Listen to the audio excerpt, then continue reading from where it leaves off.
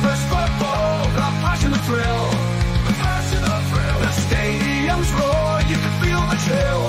You can feel the chill. The teams are ready, the battles will start. The battles will start with dreams of glory, they'll play with heart.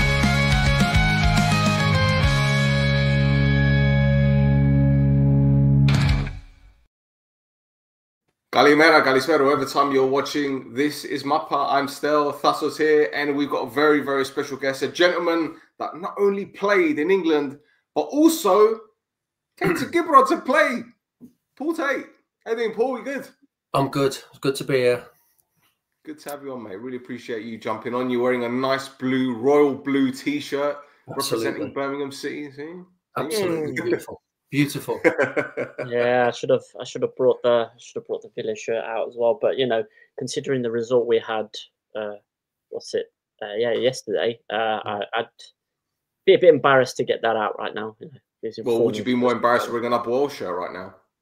To tell you the truth, it's why I've gone for something a bit neutral, as you can see. You know, it's fine. It's fine. Thassos' team's not doing too well at the moment. Anyway, no, not at all. Well, Paul, thank you for joining us, mate. Before we talk about your time in Cyprus, tell us a bit about when you were playing in the UK, because you played for some pretty big teams, haven't you? Yeah, I started off from an apprentice straight from school for Birmingham. I made my debut in the first team at 16, and I was there. My whole connection with the club was about 17 years as a scholar, as a schoolboy, then as an apprentice, then as a pro. So I was there for about 12 years, 11 and a half years as a pro. And then I left there, went to Oxford for 3.5 years. In between that, I was at Millwall and Northampton. And then I come to my end of my contract at Oxford. And then you go, right, what's the next steps? And it was, you know, it's quite difficult because in England, every May, when the release players come to effect, there's about between 2,000 and 3,000 players on that list, and you don't want to be on the list. You want to try and get a move before that. You know, you want to speak to the management wherever you're at and say, listen, is there a future from here? Yes. Can we sort out a new contract? Or, you know, can I get myself sorted somewhere else? And fortunately for me, my family are English Cypriots. My wife is English Cypriot, and her brother, you know, all her family, her father was from Varosha. So a brother was working for UEFA at the time, and I just said to him, I said, Greg, do you know anyone anywhere abroad that can have a look at? And he said, yeah, I've got contacts in Cyprus. And I went, that sounds brilliant. Can you put me in touch with someone? He put me in touch with a few people, and then I was invited for a couple of trials over at Salamina and Acna.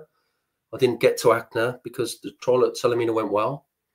Yeah, and I did, you know, I come over for a trial. It's the same when I come over for a trial. It was the same day as Birmingham were in the final of the playoffs to get to the Premier League against Norwich, and I was supposed to go to the game, and it was like one of them. What do I do? Do I go on trial, or do I go with all my pals to probably the biggest game in our history for many, many years? But I said, listen, I've got to look after myself here, and I flew out to Cyprus. It was my first visit, and as soon as I got off the plane, if I'm honest with you, I just fell in love with the island. I think, you know, everyone says that smell, you know, when you get off the plane and you can just the smell of Cyprus, it just hits you. You know, I know a lot of foreigners say that, but to me, it was, I just fell in love with Cyprus very, very quickly. So you didn't prefer your time at Millwall? At Millwall, I was staying in Eltham. I was quite naughty. They let me loose. See, I wouldn't go. Birmingham were trying to get me out on loan quite a lot when Barry Fry was the manager, and I wouldn't go anywhere. And I said, no, I'm staying at Birmingham. And he used to say, no, you're not. You're going out on loan, or we're going to sell you. A few clubs coming for me, and I said, I'm not going. Yes, you are. And no, I'm not. We had like a father-son relationship. Me and Barry Fry. He was completely crazy, and I love him to bits. And then he said, Millwall have come in for you. Millwall were second in the championship, or top of the championship at the time with Mick McCarthy. A fantastic team. And I said, yeah, I fancy Millwall because the fans I like the fans. You know, at the time they were pretty crazy. Like Birmingham supporters. And I went, yeah, I fancy Millwall. and he went, right, they go and get your fitness for a month, and then we'll come back. But it didn't work out for me. The bright lights of London got the better of me. I'll admit that now. And it was one of my biggest regrets is I let Mick McCarthy down big time at Millwall. And yeah, I didn't play any games for them. It was the bright lights of London just got me, and I was away with the fairies. If I'm honest with you, it was really difficult, really difficult to concentrate playing football. Mate, you said you didn't play any games for Millwall, but I'm assuming that you had a lot of training sessions. And if I remember correctly, didn't have players like Kenny Cunningham and Terry Hurlock and they had Alex Ray, they had Joe Moley, Ben Thatcher, Keith Stevens. They had a really good team. John Goodman up front. They had a very, very good team, Millwall, at the time. You know, they were going. Pat Van Den Houw? Was Pat Van Den Houw there? No, that was before me. And Terry Hurlock was at Rangers then. He just left Rangers when I went. But they had a good team. Very, very good team, Millwall. And it was the camaraderie was very, you know, you think about Millwall, very family-orientated, the club behind the scenes. And the players were fantastic to me. And the manager, Mick McCarthy, was such a gentleman and a very honest man. And I'm really sad that I let him down, if I'm honest with you. I let him down, and, you know, I didn't fulfill my potential there at all, really. When you heard about Mick McCarthy getting the job in Cyprus with Upwell, did he actually contact you first? Or did you have a feeling that this might go sideways very quickly? No, anyone who gets a job in Cyprus, it goes. I know from past experience, it's liable to go sideways very, very quickly. I'm not that naive. They probably should ask me before they move to Cyprus, any player, and I could give them a bit of info, a bit of background on that. And I know many players have signed in Cyprus with all the best intentions. And listen, I'm not here to run Cyprus football down. I've got a lot of respect for Cyprus and for their football teams over there. Oh yeah, because while I was doing a bit of research on this as well, you're not even the only Birmingham City player that has a connection to Nέas Σαλαμίνα, because there's Julian Gray as well. Yeah, he's at Birmingham as a coach now. Yeah, all right, there you go. Yeah, so he did it as a player, and he's now doing it. Coach. Okay. Yeah, he's actually a under-15 coach at Birmingham at the moment. Yeah, so I see. Well, I've left Birmingham now. I left 3 weeks ago, but I see him every day. He's such a good. Played for our first team at Birmingham as well, who did really well. Yeah, but there's been a few players, hasn't there, who've gone across to Cyprus and tried their luck. There's a few. There's a Birmingham player now, Ivan Sunjic at Pafa, who's doing well. Yeah. There's another connection with Birmingham. Yeah, there's a couple. I think there's an Omonia Gossinia player as well. Can't remember. Is it Bella? Jeremy Bella. Yeah. I saw that. Yeah. There is. Yeah, he did well for us, but he come to the end of his contract, and I think the money he was on was too much, and he wanted to go somewhere else to get the same type of money what he was on, and I think they were cost cutting at Birmingham, so he left. But he did well. Mm-hmm. He did well for Birmingham when he was there. But I saw that earlier. Forgot about him. Forgot about Jeremy. Yeah. So before we move you to Cyprus, I think a lot of people, my dad in particular, as well as some viewers who know my allegiances in England, will be wondering. Before I ask the question, I might as well ask the question. But I think we have to just mention briefly the incident regarding a T-shirt of yours while you were playing for Birmingham City. Yes. SOTV, I think is the initials of it. Yeah. So, I mean, the jokey part of me would be like, we're so in your head, you're scoring and you're thinking about us. But do you want to talk us through the incident? Always on my mind, absolutely. Always on my mind. Yeah, the song goes. Yeah. So, because obviously it caused a bit of uproar at the time. It's been reported as well you were fined 2 weeks' wages by the FA for this shit on the Villa T-shirts. Yeah. Now, like, was it like a spur of the moment thing on that day, or were you always wearing it and then waiting for No, to get it out? No, or? Not at all. It was in a cup final at Wembley. Yeah. 77,000 supporters there, huge crowd. I was a sub, come on for the last half an hour. And back in those days, you know, players didn't have the lycra like they wear today. You know, they had all the lycra under their tops and it's all beautiful. Back in those days, we had nothing. So you used to get nipple rash off the tops you used to wear. So we used to wear T-shirts.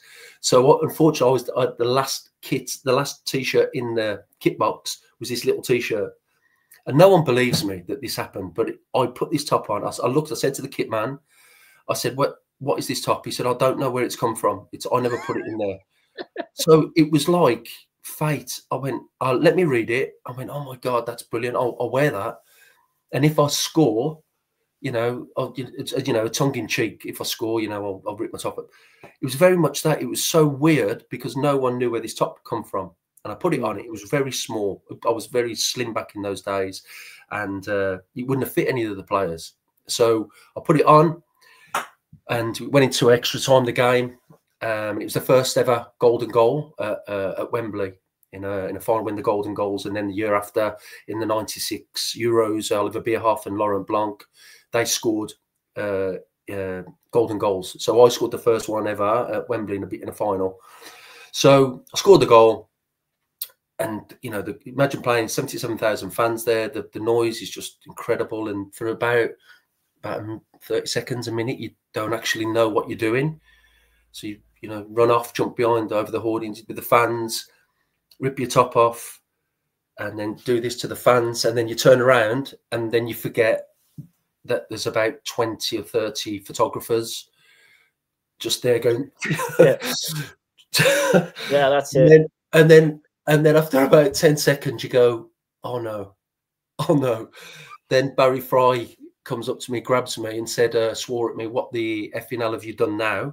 Because I was always in trouble back in those days. Me, as I say, he was like a dad to me. What have you effing done now? You're in big trouble. You're in big trouble. And I was going, oh my God. So you can imagine the euphoria of scoring the winning goal. 77,000 fans, 52,000 Birmingham supporters. Everyone's going crazy. And all I'm thinking of is, oh no, I'm in big trouble here. I am in a lot of trouble. The press. I come out the changing room after the game and all the press are there. It's because there was no Premiership games that week. Yeah. It was not long after Eric Cantona had done that karate kick on that Crystal Palace fan at Selhurst Park. So footballers weren't deemed to be in the best light then. They were like, you know, let's clamp down on footballers. Footballers are a disgrace. And I just added fuel to the fire by, you know, wearing that T-shirt. And the press would not leave me alone.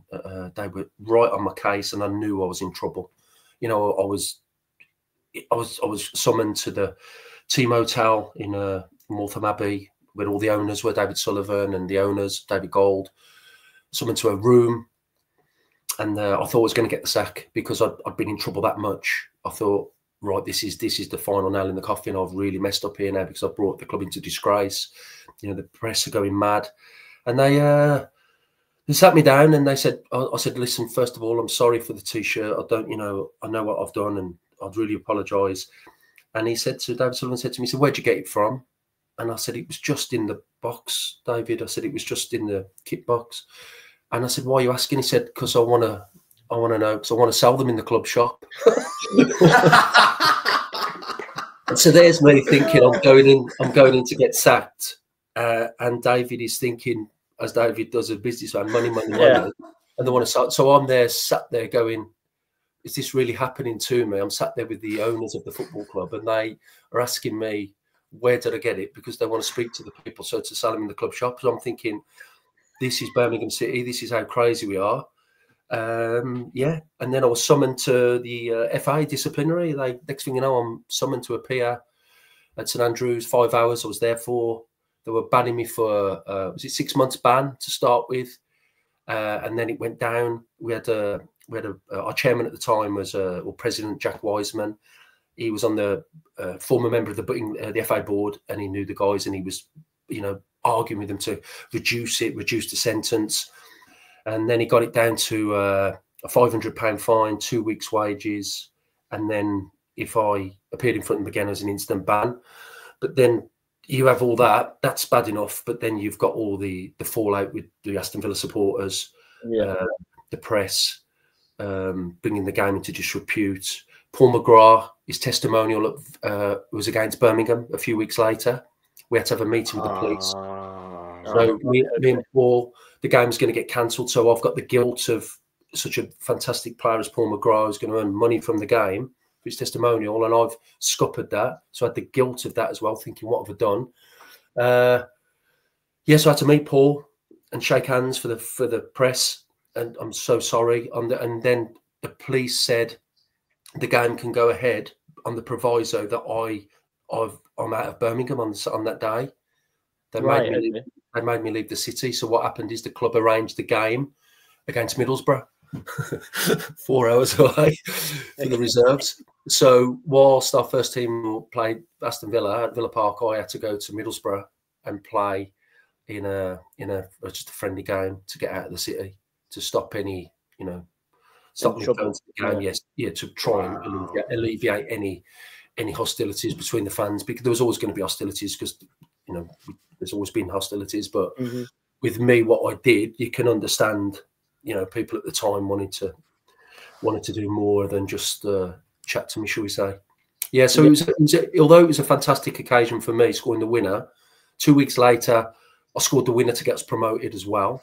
So those 2 weeks, although they were a fantastic time for me on the field, off the field, it was a lot of problems for me, which I created myself. Listen, I'm not here to say, oh my God, what's happened. It was my doing. I'll take full responsibility for it. So that's what I did, and I go down as the Birmingham fans to this day love me and introduce me to their kids as this is the man that wore this. Oh, is that you? And I think, oh Christ, here we go. It's never going to leave me. And then the Villa fans that don't know me now, I've had my hair cut, I'm older, but when they hear my name, they hate me, and I get hate mail, and I get messages on social media that want to do what they want to do to me. It's crazy. 22 years ago. It's more than 22. That. It's 30. 30? Yeah. It's 30. 95. 95, wasn't it? Yes. I get them regular. But people are going to do to crazy, man. Do you know what? Do you think you got? Okay, forget the Villa fans. Do you think you got a lot of issues with the Football Association because it was the year before Euro '96 as well, with it being in the UK, and then the government probably worried about violence and all that kind of stuff? It could have been, yeah. I just think that the Eric Cantona thing was a major a thing at the time, because what he did, I think he got a long ban. Did he get a 9-month ban or something? Didn't he? 9 months, a long time. So I just think me doing that straight after, they're looking at that going, oh no, we really need to clamp down on this. This is just not acceptable.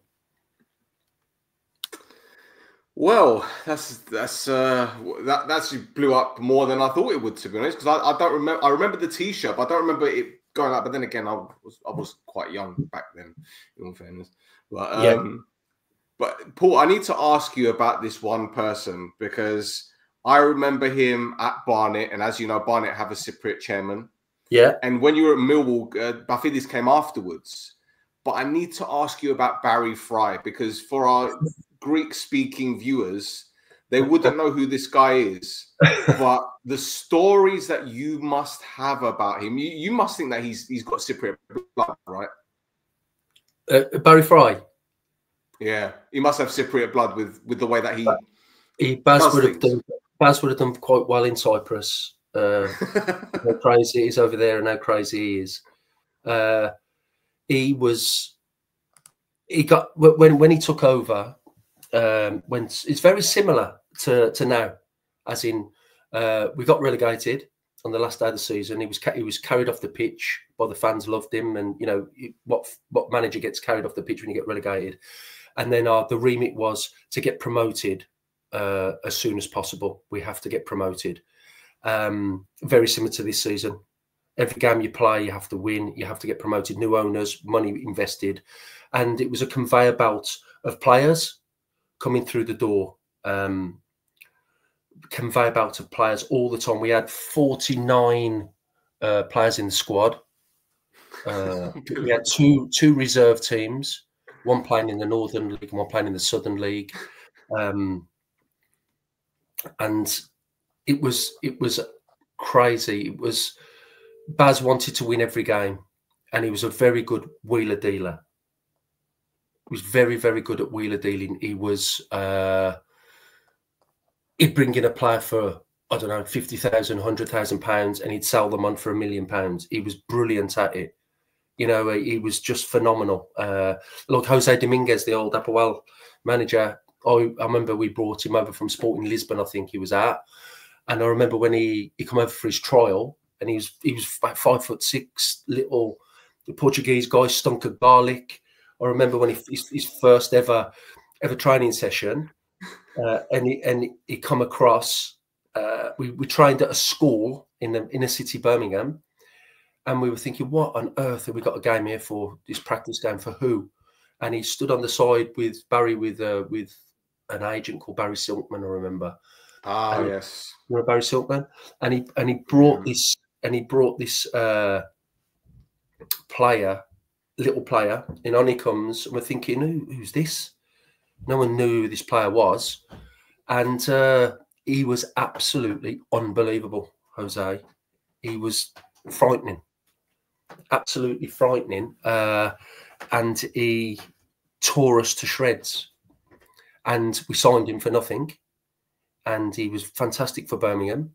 You know, he was very good, playing in the first team. And then he left us, and I think I'm not sure if he went to Leverkusen in Germany, I think. He played for Tottenham as well. Yeah, Tottenham. Yeah, he was absolutely astonishing. But that's what Barry did. Barry would identify a player, bring them in. If they were any good, he'd sign them. I remember this one crazy occasion. We were training. We had 49 players, and this guy appeared. He had a ponytail. He looked nothing like a footballer.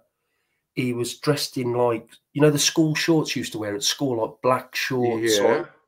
Not a football kit, no football boots, a pair of trainers. And I just went up to spoke to him because he was on his own, and he was like waiting to join in with us. And I said to him, hiya, you know, because I thought he's on his own. Let's make him welcome. Who is he? What club's he been at? And I just said, how are you? And he said, I'm fine, thank you. And I said, what club have you come from? Are you on trial? He said, no, I'm not at a club. I haven't been at a club. I said, oh, okay. Are you training with us? He went, yeah, Barry's invited me. And I said, okay, but you're not a footballer. He went, no. He said, I was your chef at the team hotel last Saturday, and I've told Barry I could play football, and he's given me a trial. So this was the first team. So this is what Barry used to do. So Barry would go, well, why not? He might be brilliant at football. We don't know. Obviously, the kid who can't play football, you could just tell that the attire he wore. And oh my God. So this is what happened. This is what happened all the time with Baz, you know. And I think when he left Birmingham, he left us in profit of £12 million for these transfer dealings. So you can't knock him. He was magnificent to play for. Every game was exciting. He got the fans buzzing, the city buzzing with David Sullivan, with the Golds brothers. The city was buzzing, and he got us back on the map, really. You know, we went back up that season, got promoted, won the cup. And he unfortunately, he got removed from his position when he got us promoted. They brought Trevor Francis in then, who's a club legend. And then Baz went on to, I think, went on to Peterborough, which is still there now.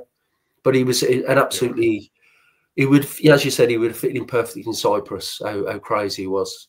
Whether he would have lasted more than 2 games, that's another matter. But he would have brought some fun. He was a fantastic guy, and I've got so much time for him. Yeah, no, I remember that period when Birmingham had a lot of players like Ricky Otto and Liam Daish. I think he was one of the players that you guys sold at Coventry. Steve Claridge, who ended up at Leicester City. But yeah, I seem to remember years back, even back then, there was I think it was in the Daily Mirror, they were saying that you had about 30, 40 players in the squad. But I thought they were exaggerating because that's what a lot of the press do. But you did genuinely have them. Yeah. Reserve teams. I mean, I'll tell you one story. We played Derby County away in the league. We drew 1-1, which is a great result. They were going for promotion to the Premier League. We drew 1-1, so we're on the coach on the way home, and we're having a beer. Back in them days, you could. And we're all happy with ourselves, thinking, what a great result that is. You know, either, you know, the favourites to get promoted, and we drew 1-1 with them. And Baz marched up the back of the coach, and he went, you, be at St Andrews for 7 o'clock on Monday morning.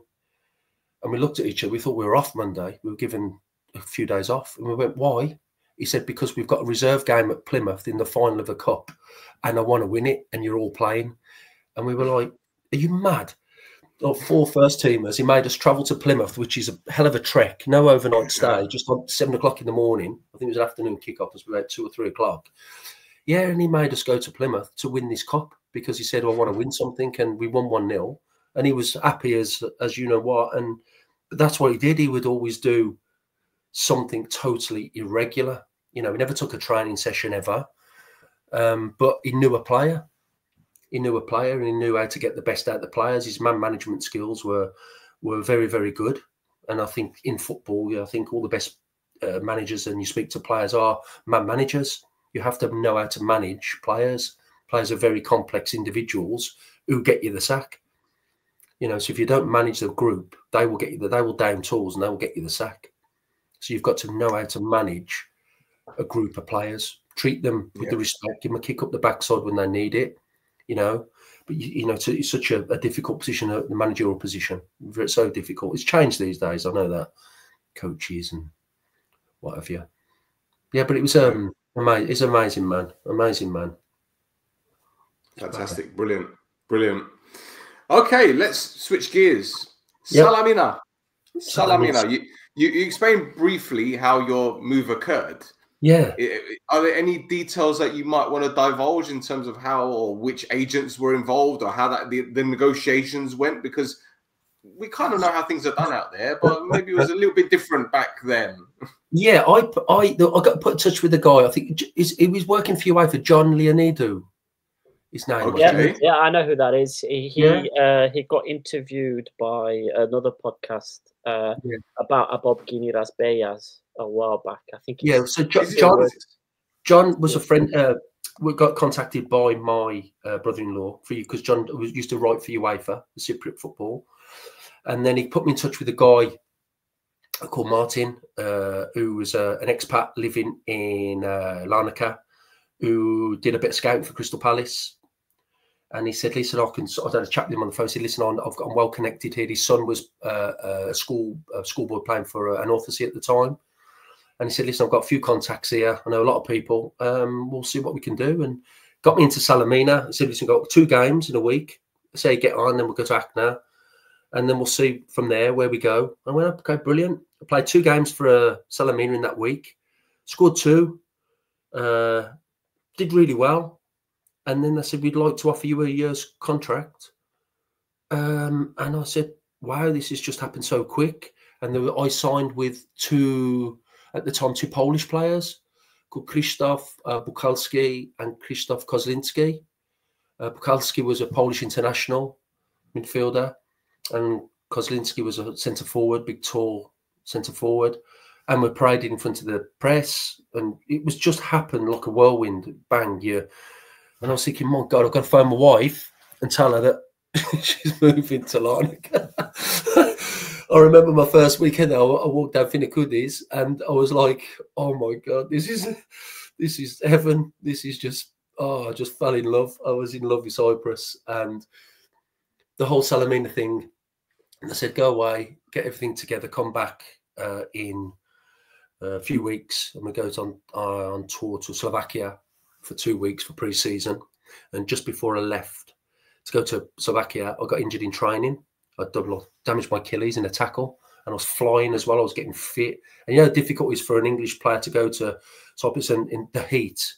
We're not used to that training. It was unbelievable. I'll never forget it. It was like someone had an air dryer and was just holding it to your face and like run.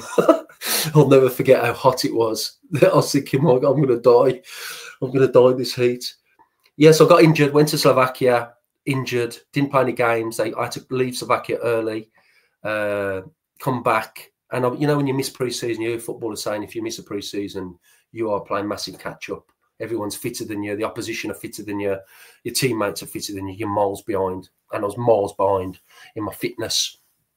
And I don't think I played. I think I played one friendly before the season started because of my injury, and I wasn't, you know, up to speed, shall we say. I shouldn't have played. But what I found out quickly was in Cyprus, if you're a foreigner and they're investing this money in you, you will play.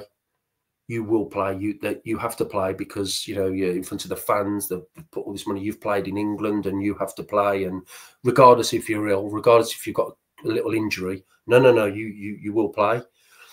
Probably my first game was against Ike at home, and we lost. I think Ike had a really good team that year, and didn't have the best of games, if I'm honest with you. And I could, you know, you can sense in the dressing room that the players weren't too enamoured with the way you play. Do you know what I mean? It was a bit.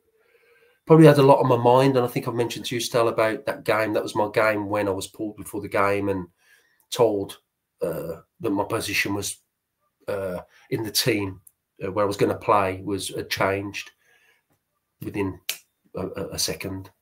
You know, so I'm an attacking midfielder who likes to get stuck in, run around the pitch. And then I was told about, I don't know, about an hour and a bit before the game that my new position was a holding midfielder, and I couldn't really go forward. You know, the centre circle. I could go over the centre circle and about 3 or 4 yards the other side of it, and that was it. And I had to get back. And I was like, this is not happening. Can't be happening. I'm here as you've seen me play. I'm attacking midfielder. And yeah, and automatically I'm on the back foot then. I'm thinking, what on earth is going on? You know, it's out the blue that an hour before kickoff that you're positioning the team. You've been asked to do something you've never done before in 13, 14 years. So I knew straight away, I was thinking, wow, this is bizarre, you know. And I think I alluded to the fact to you, Stel, before about when I was pulled by the management, and they said to me, because I like to get stuck in, I like the hustle and bustle, I like a tackling, I like a bit of, you know, that is the English way of playing. And I was pulled by the manager, and he said, Daki Sandaniu, and he said, Paul, he said, we have a problem. We think you're going to get sent off in this game. And I don't understand. He said, I think you're going to get sent off. We have on good authority that you're going to get sent off. You have to be so careful. That's why we want you to stay in this position. You can't tackle. You've got to be so careful. And you can imagine being told this as a professional from England an hour before kickoff. One, your position's changed in the team totally. And two, we think you're going to get sent off because we've been told. So I'm standing there scratching my head going, what the? And three, I wasn't match fit. It was baking hot. And I'm thinking, oh no. What is going on? The fans are all going crazy with the drums and the flares outside. And I'm thinking, oh my God, this is a disaster. And it was a disaster. You know, so it was a welcome to Cyprus. And I learnt the hard way, shall we say. It was a very, very difficult game for me. That day was very hard. But did you get sent off though? No, because I didn't tackle anyone. There you go. And then when I didn't tackle anyone after the game, they said to me, why you no tackle? And I said, you told me not to tackle. You told me to be careful. So, because you told I was going to get sent off. You'd been told I was going to get sent off. So what? My head was all over the place. What do you want me to do? It was, you were English. You were supposed to tackle. You're supposed to be tough. And I was going, oh no, what is going on? This is crazy. And that was it. It was mad. Welcome to Cyprus. I'm guessing that's probably the most bizarre experience you've had, but I'm pretty certain that there have been other little things that perhaps I'm not talking about refereeing decisions or anything like that, but in terms of the way that things are done in Cyprus, obviously the facilities weren't as good then as what they are now. In fact, some clubs still have the same facilities as what they probably did back then. Yeah. But you're probably looking at it coming from grassroots football in England to the big stadiums to playing at Wembley. Yeah. And then you've come to Cyprus and you're probably, in terms of the facilities, you're probably looking at grassroots again. What was that like? Was that a culture shock? Yeah, very much so. It was, especially with Salamina, did have a lot. The facilities were very, very basic. The training kit, the training ground, but the people were so nice. The people, made it. The players were lovely. The people behind the scenes were so nice. The people working within the club, it's very much a family club. What I found, and that alleviated a lot of my fears. But yeah, the facilities weren't great. The pitch was good. I'll take my hat off there, but it was just. I wouldn't say it was a culture shock, but it was just different. And I knew it was going to be different. I knew I'd played a couple of practice games there, and I'd had a little look around. Went to North Sea Stadium and had a look, and yeah, I knew what I was going into, and it didn't worry me. But you are right. It is when you're coming from England and playing in big stadiums, and then you go to Cyprus. It is, but you've got to listen. You've got to be professional and go. This is where I am at the moment, and I can only do my best where I am. That's all it was. And fortunately for me, it didn't work out. The thing is, back in the early 2000s, or maybe a little bit. I mean, I remember there were players like Dean Gordon going to Cyprus. Chris Bart Williams was out there for a bit. The list goes on. Yeah. I think back then maybe it was a bit more difficult for UK and Ireland players to kind of settle with how things are done in the league in Cyprus. If you look at recent history, Jason Punchin's gone out there. He's done very well. Matt Derbyshire, Killian Sheridan, so Adam Matthews. So the British players, the British and Irish players seem to get on better now than what they did. Yeah. But even still, it must be so different. Again, not just because of the facilities, but just the general attitude in Cyprus. They're so laid back. The UK is obviously hustle and bustle. It's, game after game. It's rapid, 1 or 2 games a week. You're traveling. I mean, you mentioned going to Plymouth from Birmingham. I mean, that must have been, 5 hours? About 4 hours in the coach, yeah. Yeah. You're not going to, 4 hours you're going from Cyprus to England. You're not going to go 4 hours to, so it's just these little things as well, So yeah, there's little things like on match days, say you go to a team hotel and we have food, and then you have a little rest in your room. And normally in England, you have a room partner, or a lot of clubs now get hotel rooms for one player. That's what a lot of the bigger clubs do. But in Salamina, there was about 5 of us in the room, and there's beds so it was literally like teenagers camping out and like had been to a party or something, getting prepared for the game. It was very much like that. But it was difficult. It's a culture shock, and you don't realise as a foreign player coming in how small Cyprus is. People talk, and so I made a few friends from English Cypriots when I got there from the team who were playing. I'm still in touch with them now, in England, and they said to me, listen, and their parents pulled me and said, listen, this island is so small, you don't realise people talk. People talk. He said, your business will be everyone's business. And I went, yeah, whatever. But you don't realise. And it was, I didn't respect it as like I should have, really, if I'm honest with you. If I had my time again, and hindsight's a great thing, but if I had my time again, I'd do things a lot more differently at Salamina. Do you remember your most toughest opponent or the best atmosphere, which stadiums you played in and all that? Yeah, well, I didn't play very well because the positions that I played were not me. The position the manager wanted me to play said, listen, this is your position. I said, I can't do that. I told him, no, I can't do it. You have to. Jesus, I was like, I can't do this. So I said to my friend Martin, who took me there, who sorted out the deal, I said, listen, we're playing Appawal at GSP. I'm not playing that position. I'm just going to do what I normally do. He went, go for it. And I got man of the match. We drew 1-1. I played really well. Probably my best game for Salamina it was at that time. I run the game. I was getting tackles in and, all over the pitch. And I played really well. And I thought, well, that's going to show the manager what I can do. That is my game. And he didn't really say anything to me after the game. He didn't say well done, really, or anything. I think he was a bit peed off with me that I'd gone against his wishes, because I think Daggy's underneath was very much I don't know. I don't think my way. Do things my way. Do things my way. Yeah, I don't think I've seen him smile. Daggy's. He was I don't know. he's very professional, and I know he's very well respected in Cyprus in the world of football.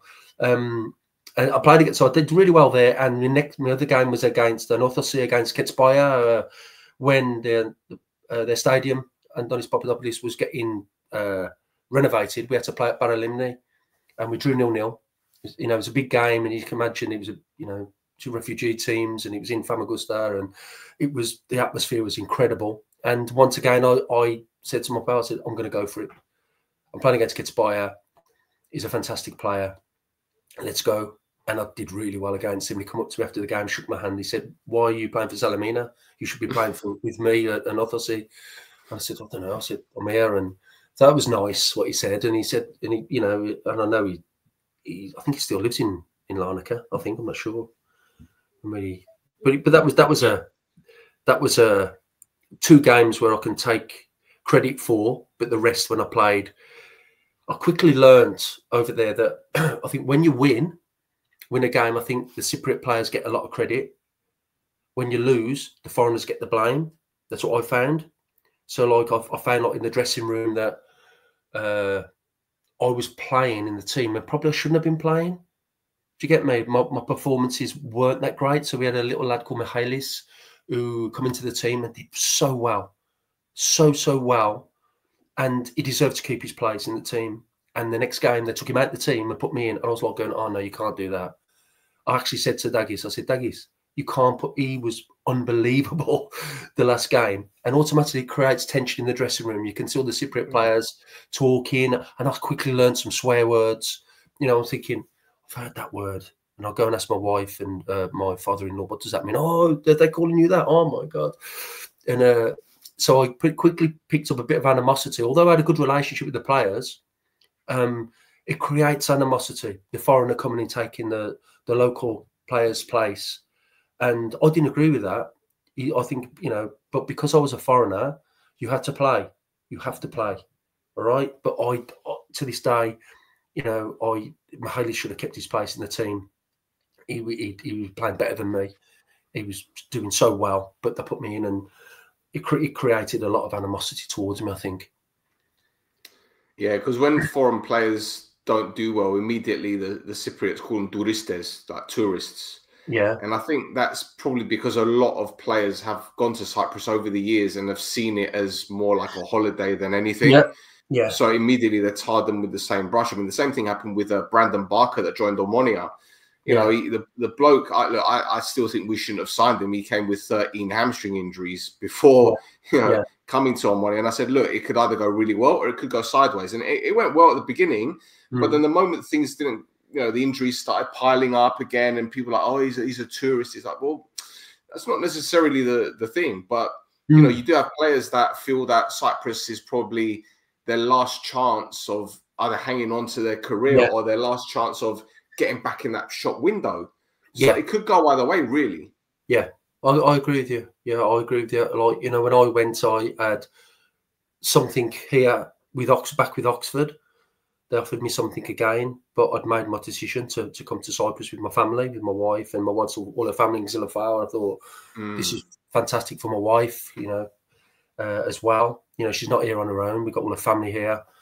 So I made that decision, and obviously it didn't work out for me. But there was loads of reasons, you know, performances, didn't get on with Dagis really, bad decisions by me, bad decisions by the manager. The team were okay. We were doing okay at the time. I think when I was going to leave, I think we were 4th in the league when I left. We were doing okay. You know, we were better than what was expected. But I remember playing. I think the 3 teams that got promoted that season were Salamina, Olympiacos, and Aris, I think. And we played Olympiacos at Salamina, and we lost 3-0. And honestly, we absolutely battered them. And you know when you come off the pitch and you're going, I cannot believe we haven't won that game. It was like scratching your head time. And then on the Monday, we were called into a big meeting at Salamina. And I remember the president was Diophandos, his name was. And Lazos was the director. the big wood, this big wood company in Lanarkard, I think. And I went into this meeting, and there was loads of people dressed in black, remember, with all sunglasses on, massive, massive guys, and all the players. And I had an interpreter. I said, "What's going on? What's going on?" And then the president was on the stage going, "Rah, rah, rah," shouting. And I said, "What's happening?" And he went, "Oh, it's okay. Listen, da da da da da. They are not happy." Right? Okay. With what? The results at the weekend against Olympiacos. Yeah. I said, "Well, I'm not happy either."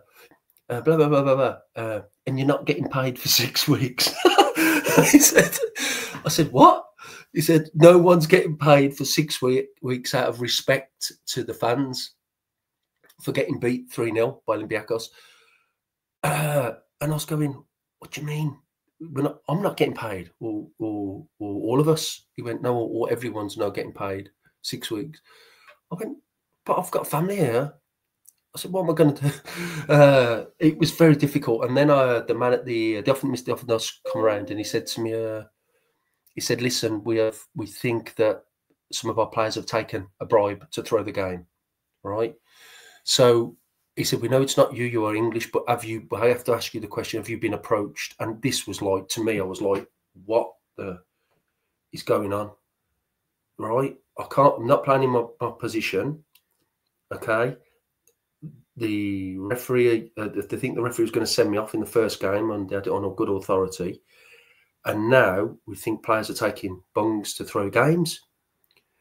And I'm going, now it's starting to add up, because we absolutely smashed this team, but just the goal scorers were just not scoring, and the goalkeeper was letting goals in. I don't want to cast aspersions, but it started to all come together, thinking, Olympiacos had 3 chances, scored 3 goals. We must have had about 20 chances, not scored any. We absolutely hammered them, but we lost the game.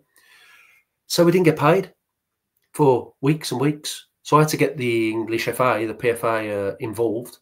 Say, "Listen, this is what's happened to me in Cyprus." And they contacted the club and said, "Listen, you can't do this to players," and blah, blah, blah. And then I remember we played a North Sea at home. Yeah, North Sea at home on the Sunday, I think it was. And on the Monday, I got a call to go into the club. And I went into the club, and they said, "There's all your wages." And it was all in carry bags in 5 separate £5 notes. That's brilliant.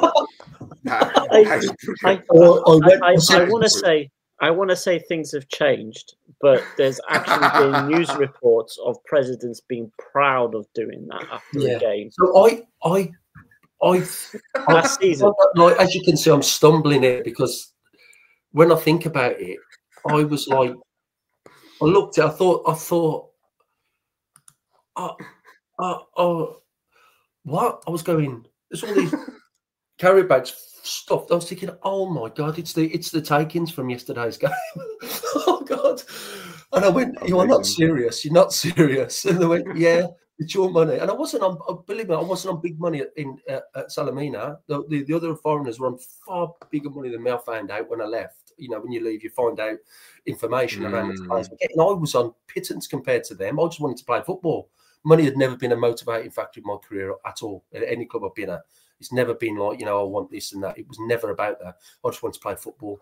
So it wasn't about the money.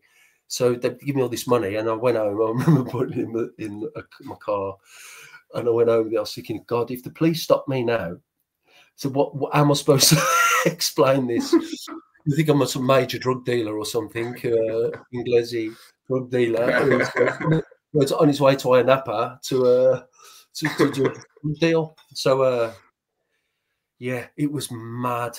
It was crazy. Then I started to realise then probably this is not the best place for me. Do you get me? Yeah. But then, yeah, no, I can imagine something like that. It's like just like and then not long a after slap in the face, but it's a bit of a wake up call, isn't it? It's like that kind of thing happens to you. And then not long after that, we were playing Baralimni away, and I decided that was it before the game. Like, I went, I can't do this anymore. I can't do this anymore. It was just crazy things happening And it was like, I was thinking, I'm going to have to go back to England or something. I can't do this. So I went and had a meeting with Mr. Diophandos, and I took my father-in-law in there to interpret for me. And I said, listen, Mr. President, I'd like to thank you and Salamina for giving me the opportunity, but it's not working out. Me and the manager, they're not seeing eye to eye. The positions he's asking me to play. And he went, yes, Paul, I understand. And I said, I don't want any money. I don't want the rest of my contract. I don't want any money. I said, nothing at all. I said, I just want to go, and best wishes to Salamina for giving me this opportunity. And he went, I understand, and thank you for that, because I was entitled to the rest of my contract for another 6 months of my contract, so 8 months, whatever. Oh. I said, I don't want any money. I said, it's not about that to me. I said, I'm just not enjoying it, you know, the positions I'm playing and that. And he went, I understand, and thank you for that. I really appreciate it. And well, I wish you all the best. And then he's speaking to my father-in-law, and he's such a nice man, Yanni. And Yanni said, then they started speaking together. And then Yanni said, oh, no, Paul, he said, he's changed his mind. I went, what do you mean? He said, he's going to sack Daggis and keep you. And I said, this is the truth. This is the truth. What I'm telling you is the truth. I swear to God. He said he's going to sack Daggis, and he's had a 10-second thought, and now he wants to keep you and sack Daggis underneath. I went, no. I said, let me go and keep Daggy. I said, no, I'm finished. He said, no, you're staying, and Daggis is gone. I said, no. I said, oh no. I said, this is all going wrong. I said, no, just let me go, please, let me go.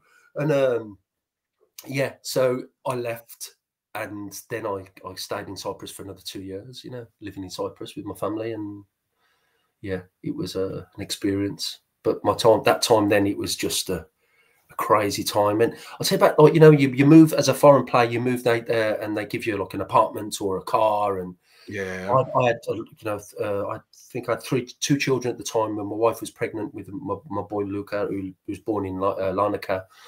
And they said to me, they picked me up from my house in Levadia, and they said, we're going to say you get your car now. And I went, oh, that's really nice of you. And they picked me up in this big Mercedes, and I was thinking, wow, Mercedes, I'm not into cars. I've never been a car man. So in the Lazos was driving, and his mum was in the passenger seat. Yeah. So they took me. I thought they were going to take me to like a garage Mercedes or something, and they drove me around to this housing estate. I think it was, could be Menu Dromalasha or somewhere like that, or Camares that way. And they pulled me up in this little cul-de-sac type thing, and said, here, get out the car. And I was thinking, I thought they were going to shoot me. I got out the car, and they went, this is your car. And I looked at it, and it was Lazos's mum's car. And it was one of the first ever Vauxhall Opals ever made. It had no seat belts, no air conditioning. One of the tyres was flat. Oh, and I didn't know what to say, because she was so happy giving me her car. And I've looked at Lazo, and I was thinking, it's got no seat belts. I've got children. It's got a flat tyre and no air conditioning. And it was rusty, and I was going, oh no. What do I say? What do I do? Paul, just get in it and drive round to your friend Martin's house. He will sort all this for you. I drove it round to his house. He lived just outside the Maya by the McDonald's there. Yeah. And I drove it round. I said, listen, I phoned him. I said, listen, I'll be around in 10 minutes. I'm going to show you the car. I went round, and he was literally on the floor in tears, crying. When he seen me pull up. It was that bad. And then we contacted the club the next day and said, listen, all due respect, thank you, but this car is not roadworthy. It's the oldest car ever made, and dangerous. You know, it's got flat tire, no air conditioning, no seatbelts. It was it was so old. So they give me about a week later. They give me a newer car, Nissan Pulsar car. It was okay, you know, to get me around. But that was another thing of welcome to Cyprus. You know, it was mad. You sit in the car, you'd be hysterical, because it was. But when Lazarus's mum gave me the car, she was so nice, you can't say no. You know, yeah. Look, she's such a lovely person. They're nice people. They're not bad people. They're lovely people, Salamina people. But the car was just, oh my God, it was. I'll never forget it. ever. I can just imagine. It's a good car. It's a good car. Look, it's my car. At the top of it. This car, it is my car. Now it is your car. I was going, no. No, it's okay. I think I might walk. Family heirloom. It's the heirloom, mate. Yeah. And Lazos is there, standing there, having a cigarette with his arm on his Mercedes. He's looking at me. I was getting, I've been proper stitched up here. Oh, it's nuts, mate. Yeah. Mate, did the players ever take you out and about to like Buzukya, anything like that? Not really. We went out for food, really. We went out for food. The players lived all over. A lot of the players lived in the villages, like Zlatimbu, Zlafau, Fenerosh, Avgarur, and all that sort of few of the players. A few couple lived in Arochlany. No, but I didn't really socialise that much. I got to know quite a lot of the expats there in Larnaca pretty quickly, and I settled into the expat community very, very quickly there. These expats who sit at the bar at each pub looking at the optics, slagging England off, those ones who just how crap it is in England, how brilliant it is in Cyprus, and it's a hard place to live. It's okay going on holiday for a month or two, but when you have to live there and earn money, it's a hard place to live. It's beautiful, but you've got to get out of holiday mode pretty quickly, otherwise you do go under. But I lasted 2 years. I was going to say, because obviously you finished with Salamina. You said you stayed for 2 years. Like, what did you do? What did you do in the meantime? I had a great holiday. Finigues, Mackenzie, Mappa, Mackenzie. It was my poor wife. We had another baby. We had another baby there, like Luca. So we had 3 boys, and then my wife fell pregnant in there again with my daughter, Sasha Kristaleni, and we decided to come back. But yeah, I went from about 11 stone to 15 stone in 6 months. That's what a bit of a day will do to you. Lagia, Gupes. The Gupes. Yeah. It was. I tell you what, that was a job. When he asked, "What did you do?" That was my job, and it was a hard job. We were members at Lodos in the Calio Road, and we used to go down there every day. And then I started to go onto the army bases in Decalia, and then I started to do a bit of work for George Skoulos, the car dealer on the Decalia Road, and he wanted me to go onto the bases and speak with the English or the British Army expats about football and introduce myself and about duty-free cars for his business. Okay. So I started to do that for a bit. Didn't work out. You realise that this job is very, very difficult. And it was. You realise then, oh my God, what have I done? Why didn't I just carry on playing football? I fallen out of love with football. And you realise, wow, you look at the state of you. I remember my mum flew across to stay with us. I met her at Larnaca Airport, and she saw me and burst into tears. I thought, oh, that's nice. And she said, look at the size of your effing head.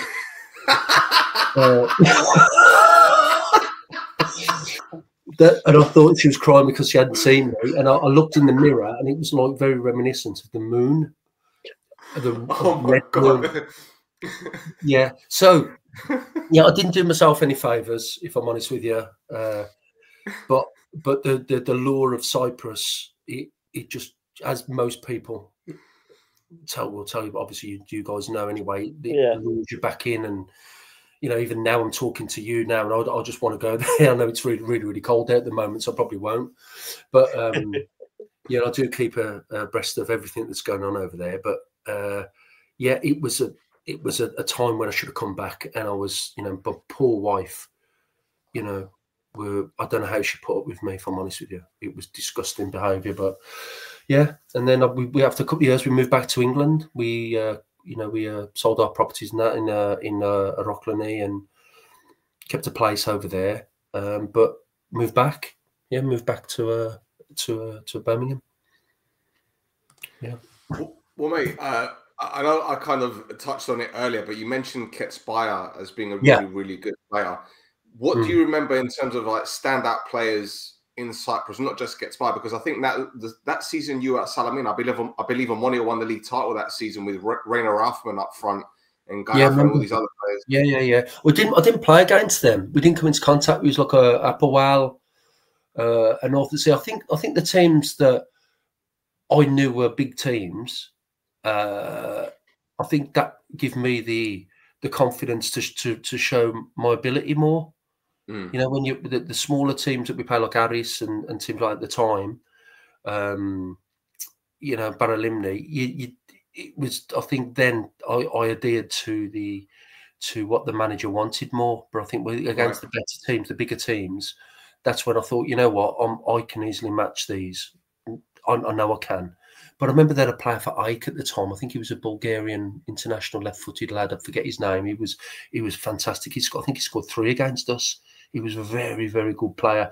But you get that in Cyprus. Even now, when you watch the football, you get a lot of players from Eastern Europe who you've probably never heard of. But my God, they're very good players. And I think I said to you, Stel, about the introduction of so many foreign players in Cyprus. They're chasing this dream all the time, the owners and that. But there's so many good kids in Cyprus. What's happening to them? And I said to you, like when I was at Salamina, we had some very, very good kids coming through. Probably didn't get their chance because they weren't trusted. But me personally, when I saw them train and play, I was thinking these kids are very good footballers, very technically, very, very good. Maybe not as tough as what you'd expect to last probably in the game over here, but technically on the ball, their touch, their awareness, and this, you know, the stamina, their fitness, very good. You know, and I always, you know, big the Cypriot kids up that, you know, that were coming through when I was there. You know, but off the top of my head, I can't really remember any players. So I think I played very few games over there. But Ketspire was fantastic. Ketspire. Well, again, if memory serves me correct, was it the year where Apollon slipped down the table and they were really struggling that season? I can't remember. If I'm not mistaken, because I know that obviously you got the rivalries out there. And I'm sure you've seen. I mean, you mentioned the Anorthosis game, the rivalry there. Did you? I mean, I don't know if you visited any games or if you were told of any incidents, but you know, I remember speaking to John Carver. John Carver's a good friend, and he was telling me about the reason why he left Omonia. It wasn't because he was sacked. It's because there was so much violence in the stadiums that he just couldn't take it anymore. He was just like, I need to go home. This is ridiculous. So did you ever feel that kind of way? I mean, I know Salamina is a small team in comparison to Arbor and Omonia and Apollon and everything, but did you get any vibe about the crowd behavior? Yeah. When we played Appawal at GSP, we drew 1-1 and their fans were fuming. The Appawal fans were going crazy. We were kept on the pitch for half an hour after the game and they were throwing flares, everything. All the Salamina fans got attacked. Everything was coming on us onto the pitch. We had to stand in the centre circle for half an hour while the police were getting battered. I remember this policeman getting kicked from one end of the stadium to the other. It was crazy. It was bizarre, you know, but we were kept out there for half an hour after the game. And for me, playing for Birmingham was quite a volatile atmosphere. And, you know, at Millwall, you go to grounds at Cardiff and teams like that. And at Villa in local derbies as well. You know, you're quite used to the volatility, shall we say, of football. But this was an eye-opener to me. And I remember going to watch Anorthosis play because my wife's family a lot of them were Anorthosis fans. And I used to go and watch Anorthosis play quite a lot, you know, and the rivalry there. I remember when they're playing Appawal and the violence between the two sets of supporters was very bad. The bottles being thrown during the game and, you know, coins and, you know, other people I speak to over in Cyprus. I'm not sure if you can just go and watch a game there. If I went to watch an Anorthosis or Salamina play, am I allowed to go or do I have to get a pass or something from Nicosia? Yeah. So for people to attend matches now, you need to have a fan card. A fan card, so you have to register yourself with the Cyprus Sports Association. You have to give them an address and passport numbers and things like that. Yeah. What I tend to advise people who are coming into Cyprus to watch a game is to get in contact with either the Aris or the Bafos people, Press. and they'll the press people, and they'll be able to sort you out with the relevant.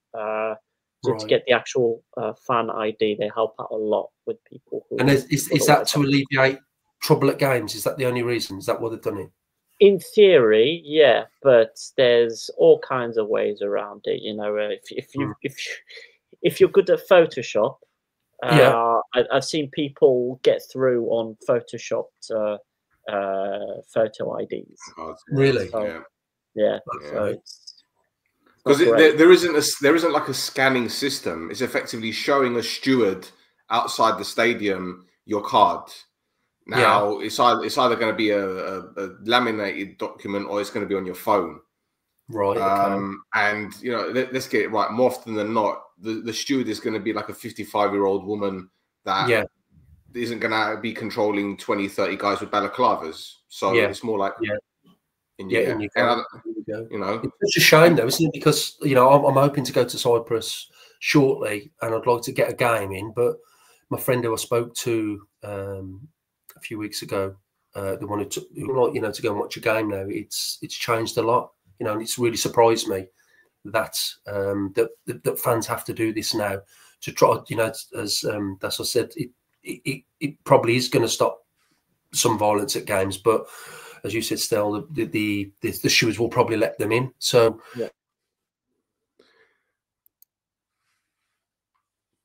for bank card, you know, just puts me off straight away.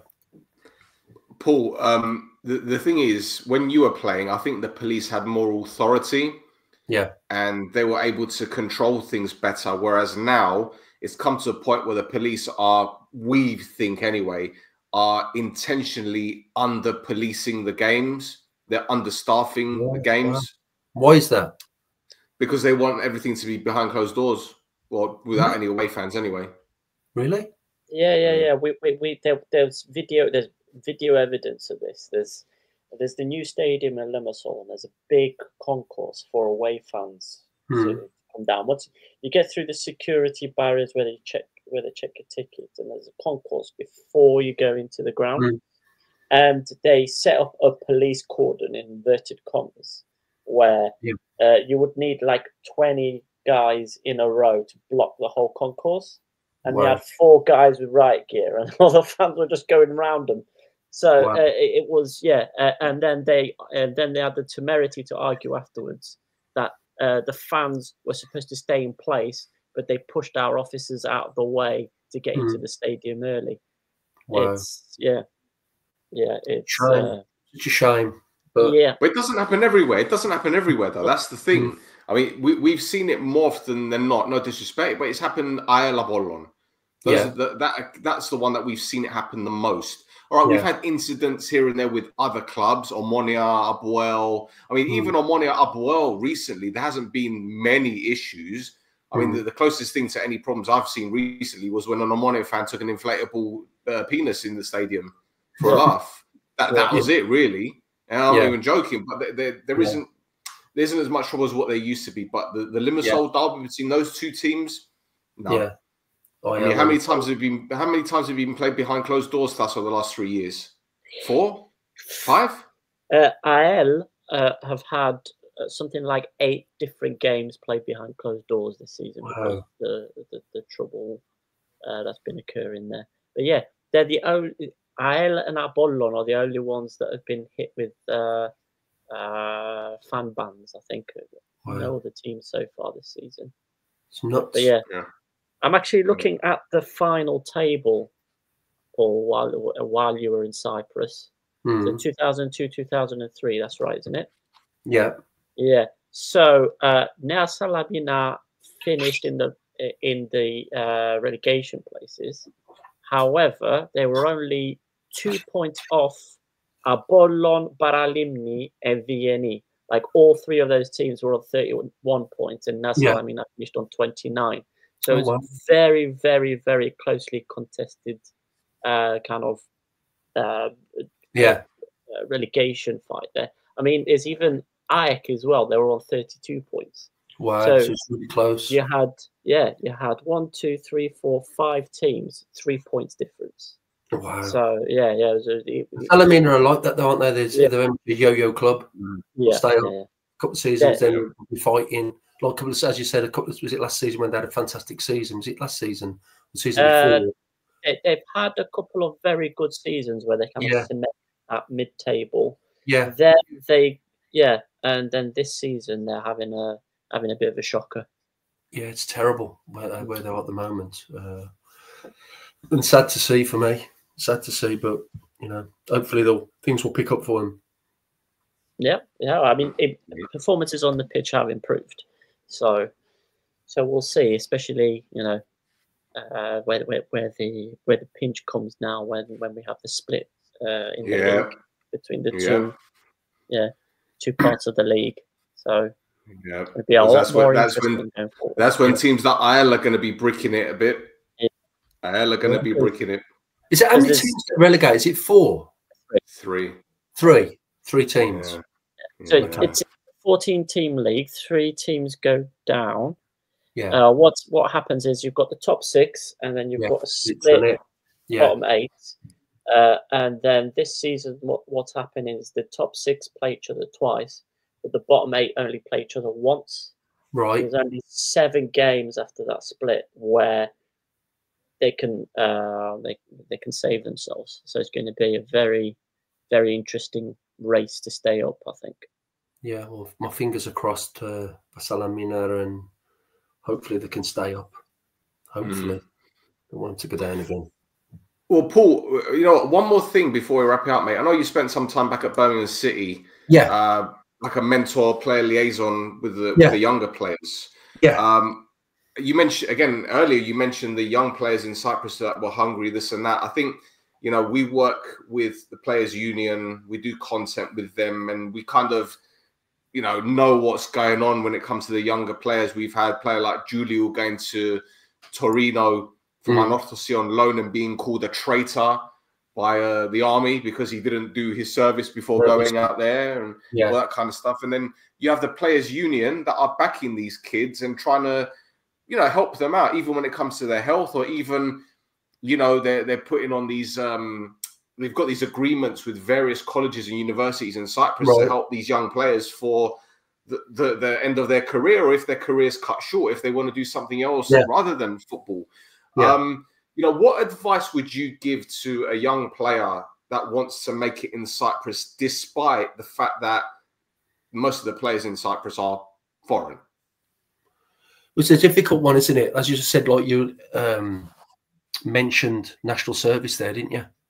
Yeah. Is that how long do the young players have to do now? Because I remember when I was there, it must have been about 18 months, 2 years. Yeah, it was 2 years. It's now been reduced to 13 months, I think. So that's so difficult for a young player. If you think about it, that player wants to get on and be a professional footballer in Cyprus, and then they've got to go and do national service. It is difficult. I remember the players when I was there, they found it incredibly difficult. It curtailed their career, really. They were training with the first team at Salamina. Next thing you know, they weren't there. They're away for a week or whatever. And it is very, very difficult. That's something that I think Cyprus, moving forward, the player care, because it's so big in the world of football now. I went to a conference in London at Brentford's ground in November, and I was up for an award, for the player care award, working in academy football. And I remember listening to a talk from the Borussia Dortmund first team player care, and it was fantastic, the talk that he did about how they help foreign players coming into the club. They get everything set up for them before they land, and they know exactly what's going to happen. And the wives, the kids, the kindergartens, everything's set up. But young players, it is so difficult in Cyprus, I think, until the clubs start investing more in youth football. and trusting the players with first team opportunities. How do we move forward?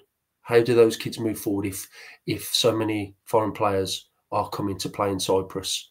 You know, if it was me and I was a Cypriot and I was playing for, I don't know, for another sea, and each season I knew that there was going to be 7, whatever. What is the limit at the moment for players, for foreigners? Well, you can clubs, go on. Clubs need to play at least start a game with at least 2 Cypriots. Otherwise, otherwise they face a fine. Jesus. You can see a massive problem there. Anyway, so to me, I thought you was going to say 5 or 6. Two Cypriots. Two. That's not enough. And Bafo, Ari, most weeks Aboel, Ike every week, and Apollon the last couple of weeks as well. These teams would prefer to just pay the fine. Really? Yep. So how Ike are supposed to have this amazing youth system. Yeah. Have they got their academy? Is it by Mackenzie, back in Mackenzie? I think so. Yeah. So they've got this fantastic academy. They win awards for it. Yeah. No players are coming through because their first 11 is all foreign. Even the one Cypriot player that they play every week is Valentin Robej. The only reason he's there is a 37-year-old who's played for Cyprus twice. Wow. So how do we? Me thinking now, I mean, that quite upsets me. That does, even though I was a foreigner coming into the game and playing for Salamina, I think there was about 4 of us in the starting 11. I think 4 or 5 max. And looking back now, I can understand that the players I played with, the youngsters coming through, and I mentioned at the start how good they were. I'd probably stop them coming through, developing. You know, when probably Salamina would have gone, you know what, our player there, we're going to develop that player. We're going to develop him so he can have a career. Right? We're not going to put our trust in these foreigners. We're going to give it to our Cypriot players. Right? Pay them the money that we think they should be paid. Pay them well, because a lot of foreigners do get paid very well over in Cyprus, and invest in the youth system and give them the support as well. Because I think, you know, coming out the game and working for Birmingham for the last 3 years with our under-18s and under-21s, we're having that problem at the moment. You know, last season we won everything. Our 18s, we won the National Cup and won the league. We had a fantastic setup. This season they've struggled, but to break into our first team setup, it's incredibly difficult because we've invested so much money in our first team to get promoted, and so we don't get done for FFP next season. You know, so we don't have to add too much to the squad next season. But our kids at the football club are seeing their pathways blocked. They're looking at it going, hold on a minute, last season we were the best thing since sliced bread, but now we have got absolutely no chance. That they're seeing that we can get back into the first team setup. It's that difficult. But I think that is how Cyprus has been for many, many years. I would love to see that change, and to see the kids in Cyprus, you know, given the chance. I know there's an under-19 league, isn't there? Yeah, there is. Yes. And which Paphos have been winning the past 2 years because their team is full of foreign lads. Really? Yeah. But their kids coming through are foreign kids as well. Yeah. Oh my God. Yeah. Brazilian, Colombian, Croatian, Portuguese. Wow. To be fair though, the players that Bafos have brought up that've been the most successful are the Cypriot lads. So there's a lad that's gone to Sporting from Bafo, and there's a lad as well who's at Genoa at the moment as well, who's from Bafo. And they're both Cypriots. A lot of the other players that are in Bafos's kind of periphery under 19s aren't doing as well as what those Cypriot players have been doing. Wow. But to be fair to the CFA, Paul, recently they've been looking at British Cypriots that qualify for the national team. Yeah. Right. So we've got Harry Mills that's at Brighton in their under-19s. Yeah. I think, or is it under-20? I can't remember. He's in the youth academy. He's playing for the under-19 national team. We've got Gab Ortelli, the goalkeeper at Watford, under-19s. He's in the national team under-19s. Yeah. So, I mean, even Hector Cipriano, that's at Peterborough.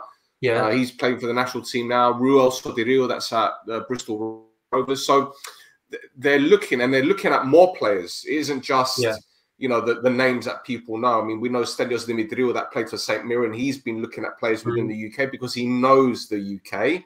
Yeah. And he's also been recommending players. So they're thinking outside the box, which is great because it gives British Cypriots and also Australian Cypriots or German Cypriots. So they're thinking now, maybe we can have a chance for the national team, you know, and they don't have to do the national service. So they avoid that.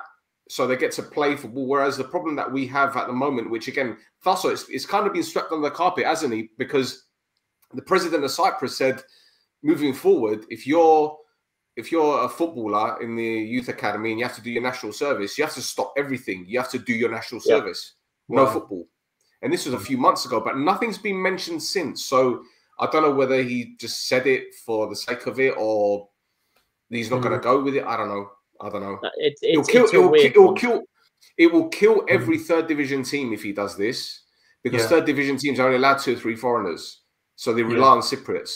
So how else are they going to survive without any Cypriot players, especially if there's academy players that are going into the army? It doesn't make any sense.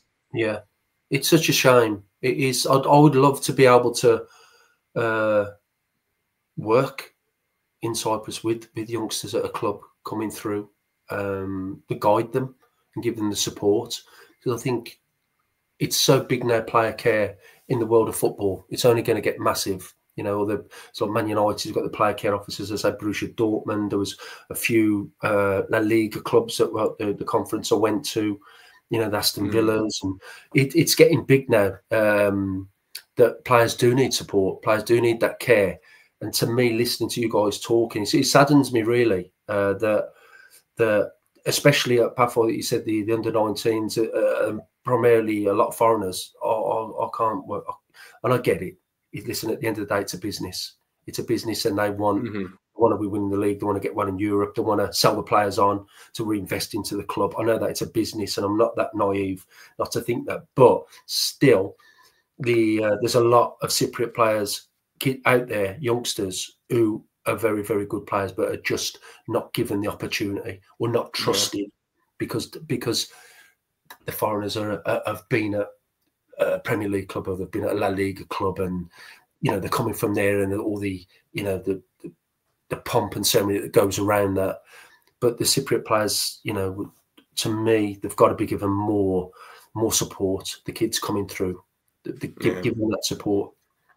Well, I'll tell you, there are some starlets breaking through. I mean, you've got Neofido at Omonia, obviously Loizu that's made a name for himself, went on to Heerenveen, Gaguli that's linked with AIK in Sweden.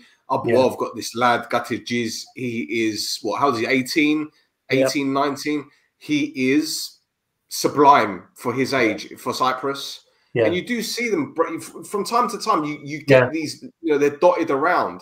But they're just not given enough opportunities, not just because of the amount of foreign players are there, but I think Cypriot clubs love to kind of dominate their younger players, if that makes sense. You know, you leave when we say you leave. You go with this agent. And it's too political. But at the same time, the players need to start putting their feet down as well, because some of them, they're used to being at home. You know, mummy will cook me dinner, and there's not that. You know, so it's different. It's very different. But Paul, to be honest, mate, you'd be great working with the players' union because they need someone like you, certainly, to help them out. Clearly, but they're doing a great job anyway. Put me in touch, and get me over there and get me to meet up, because I would love I always say to my wife, my heart is in Cyprus. I class myself. I was at the Estia in Birmingham at the weekend with all, you know, the Cypriot. And,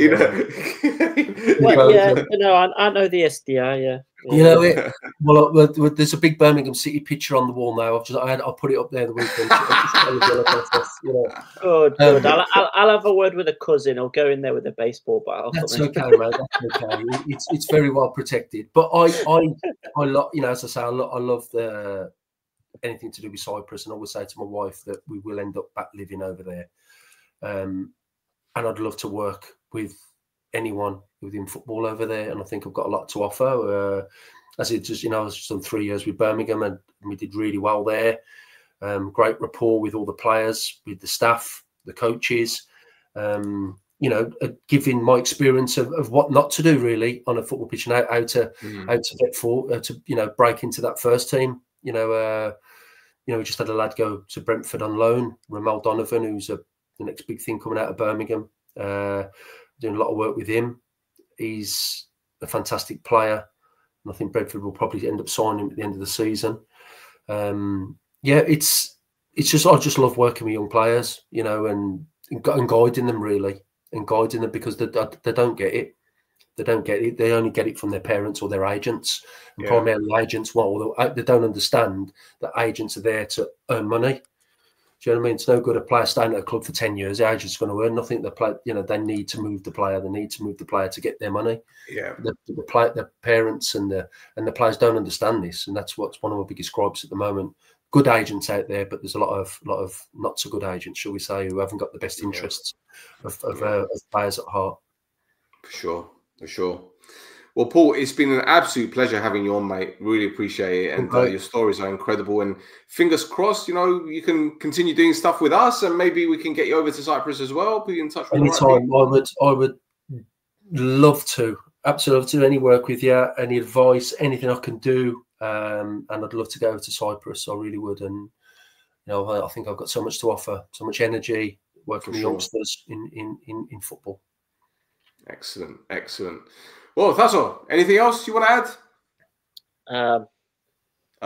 No. You know, I was going to say it, but I'm not going to say it now. I'll just say thank you very much. Thanks for the chat, Paul. Thank you. Great. Thank you very much. You have a good evening, and I was going to say something to you, Tasso, as well, but I won't now. There we go.